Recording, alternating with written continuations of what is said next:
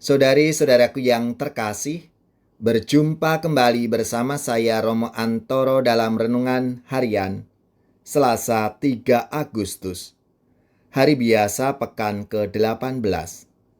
Semoga kita bersama keluarga selalu dalam keadaan baik, sehat, dan bersemangat. Inspirasi kita hari ini dari Injil Yesus Kristus menurut Matius, bab 14 ayat 22 sampai 36.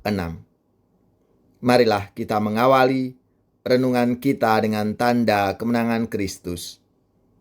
Dalam nama Bapa dan Putra dan Roh Kudus. Amin. Sekali peristiwa, setelah mengenyangkan orang banyak dengan roti, Yesus segera menyuruh murid-muridnya naik perahu dan mendahulinya ke seberang, sementara ia menyuruh orang banyak pulang. Dan setelah orang banyak itu disuruh pergi, Yesus mendaki bukit untuk berdoa seorang diri. Ketika hari sudah malam, ia seorang diri di situ. Perahu para murid sudah beberapa mil jauhnya dari pantai dan diombang-ambingkan gelombang karena angin sakal. Kira-kira jam 3 malam, datanglah Yesus kepada mereka berjalan di atas air. Melihat dia berjalan di atas air, para murid terkejut dan berseru, "Itu hantu!" Dan mereka berteriak ketakutan. Tetapi Yesus segera menyapa mereka, katanya, "Tenanglah, akulah ini, jangan takut." Lalu Petrus berseru, "Tuhan, jika benar Tuhan sendiri, suruhlah aku datang kepadamu berjalan di atas air." Kata Yesus, "Datanglah." Maka Petrus turun dari perahu dan berjalan di atas air mendapatkan Yesus. Tetapi ketika dirasakannya tiupan angin kencang, Petrus menjadi takut dan mulai tenggelam, lalu berteriak, "Tuhan, tolonglah aku!" Segera Yesus mengulurkan tangannya, memegang dia dan berkata, "Orang yang kurang percaya, mengapa engkau bimbang?" Keduanya lalu naik ke perahu dan redalah angin. Dan mereka yang ada di perahu menyembah dia, katanya, "Sesungguhnya engkau anak Allah."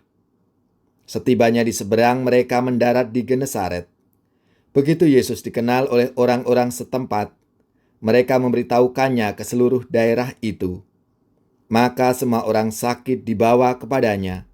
Mereka memohon supaya diperkenankan menjamah jumbai jubahnya.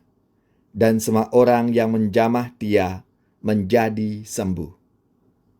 Demikianlah sabda Tuhan. Terpujilah Kristus. Saudari-saudaraku yang terkasih, apa kabar semuanya? Semoga kita bersama keluarga selalu dalam keadaan sehat, baik, dan bersemangat. Setelah memberi makan 5.000 orang, Yesus meminta para murid untuk naik perahu dan mendahulinya ke seberang, sementara orang banyak disuruhnya pulang. Yesus sendiri naik ke atas bukit dan berdoa seorang diri. Walaupun mengetahui bahkan menyaksikan atau mengalami sendiri apa yang telah dilakukan oleh Yesus dalam hidup kita atau orang-orang lain, kita membiarkan diri kita ditimpa rasa ragu-ragu. Kita lupa bahwa jika Tuhan memanggil kita, Dia menyediakan segalanya yang diperlukan guna menanggapi panggilannya itu. Menyaksikan Yesus yang berjalan di atas air telah menggerakkan Petrus untuk bertindak dalam iman. Petrus turun dari perahu dan berjalan di atas air untuk mendapatkan Yesus. Dia semakin jauh dari perahu yang menjamin keamanannya. Tiba-tiba, Petrus kehilangan fokusnya pada Yesus yang memanggilnya untuk berjalan di atas air untuk mendapatinya. Ketika Yesus menolong Petrus, ia berkata, "Hai orang yang kurang percaya, mengapa engkau bimbang?" Apa yang kita lihat dalam diri Petrus seringkali kita lihat juga dalam diri kita masing-masing. Ada saatnya kita semangat untuk mengikuti jejak Kristus, namun kadangkala kita ragu-ragu dan tak fokus dalam hidup kita. Saudari-saudaraku yang terkasih, Percayalah bahwa Yesus yang mengundang kita untuk datang kepadanya dan menyatakan jangan takut adalah Kristus yang bangkit.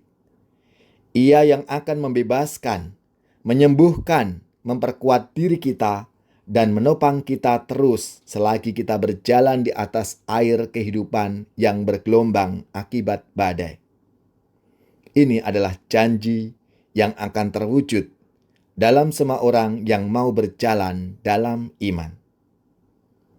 Marilah saudari-saudaraku yang terkasih, kita mohon rahmat-Nya kepada Tuhan Yesus Kristus. Ajarilah aku, ya Tuhan, untuk berjalan dalam dunia yang penuh gejolak ini dengan iman yang teguh kepadamu. Dan tolonglah agar aku dapat menjadi murid-Mu yang baik dan setia. Kasihanilah ya Tuhan, Kaulah pengampun yang rahim, dan belas kasih-Mu tak terhingga. Semoga saudari-saudara sekalian, keluarga-keluarga, orang-orang yang kita doakan, mereka yang sakit, secara khusus yang terpapar COVID-19, diberikan semangat, kekuatan, dan rahmat kesembuhan. Seluruh tugas, belajar, pekerjaan, usaha, serta karya pelayanan kita dibimbing, dilindungi, dan diberkati oleh Allah yang Maha Kuasa, Bapa dan Putra dan Roh Kudus. Amin.